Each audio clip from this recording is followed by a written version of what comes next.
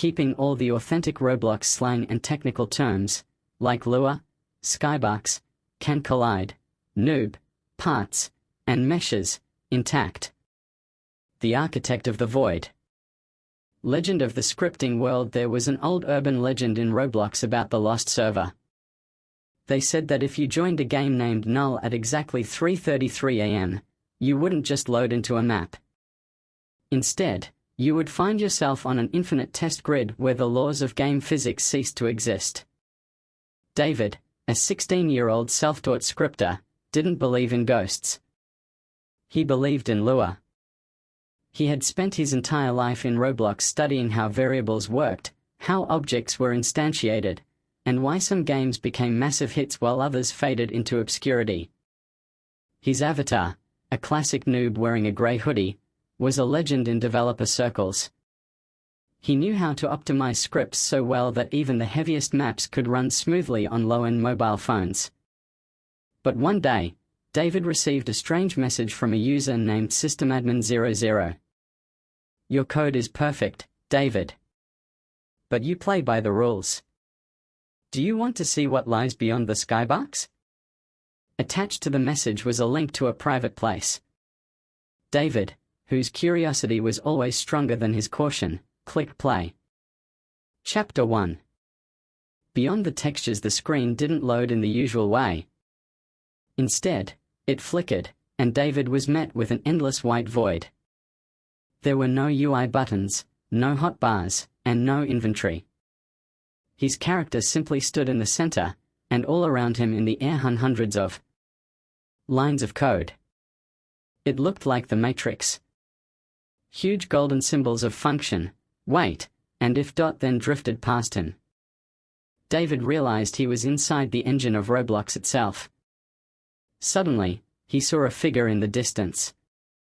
It didn't look like a normal avatar. It was a shifting mass of pure pixels, constantly changing its shape.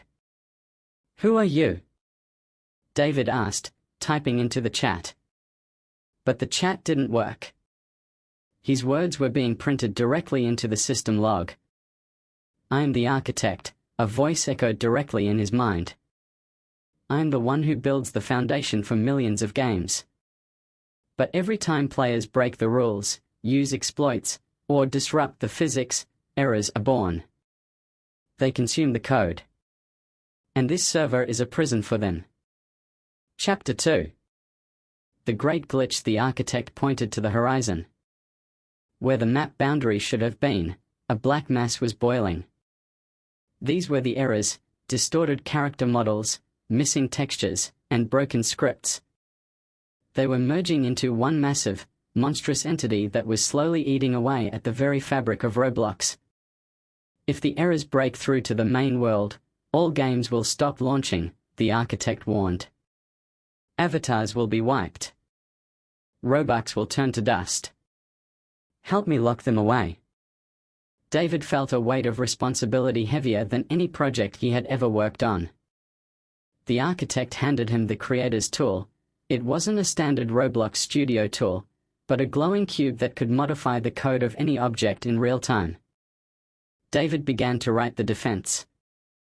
He created invisible barriers, rewriting Can Collide to true midair. He changed the colors of the walls to blindingly bright neon to stun the errors.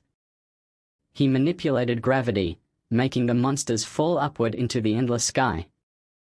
It felt like the most intense game of his life. He could feel every byte of data, every part, and every mesh.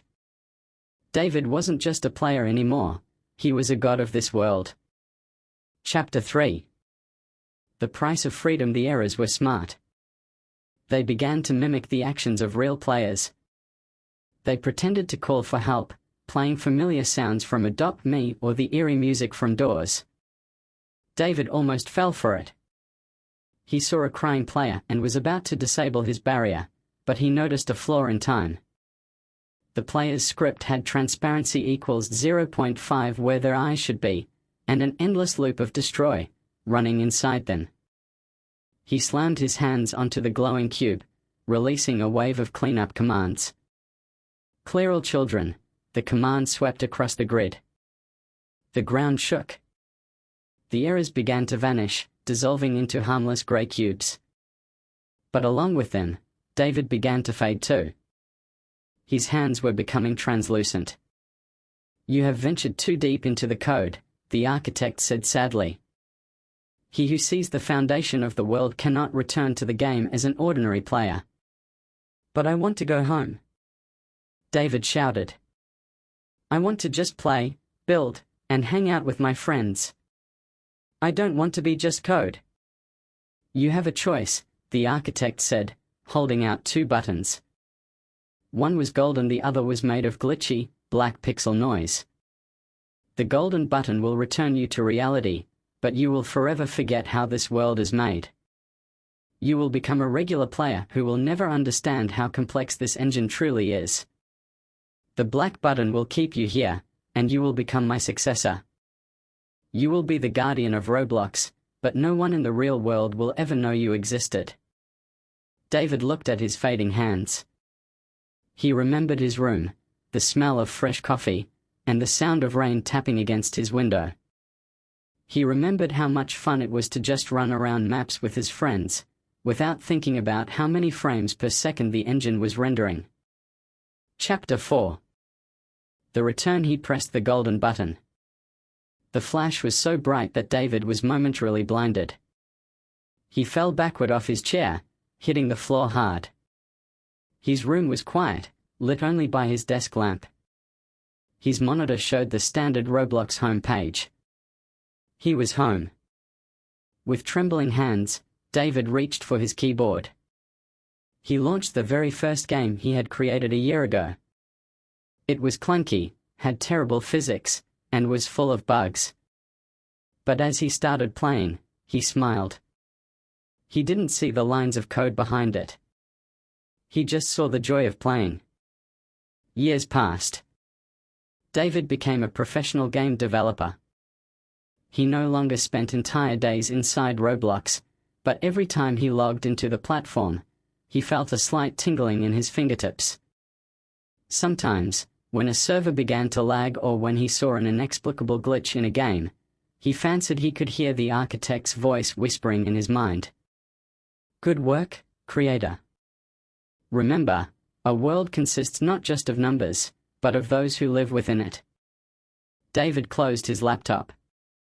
In the darkness of his room, the screen flickered for a fraction of a second, and in the reflection of the glass, a familiar golden cube appeared on his desk, only to vanish into the dark. He was home. But a part of him would forever remain in the code that made the universe possible. The moral.